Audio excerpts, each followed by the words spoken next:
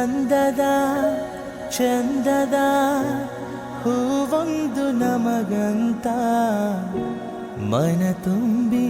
आयरा का मतलब है सरस्वती देवी, जो सब काम में सबसे आगे होती है और जो पढ़ाई में सबसे आगे होती है। डिसीजन मेकिंग जो बंदी रहती है उसका नाम होता है आयरा। ಇನ್ನೇಳು ಜನುಮ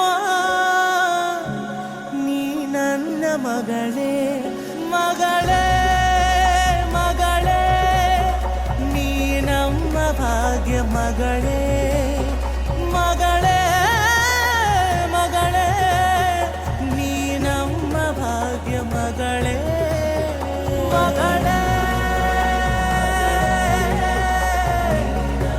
ಮಗಳೇ ಮಗಳೇ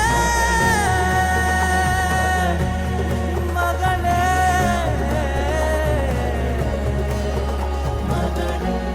ಮಗಳೇ.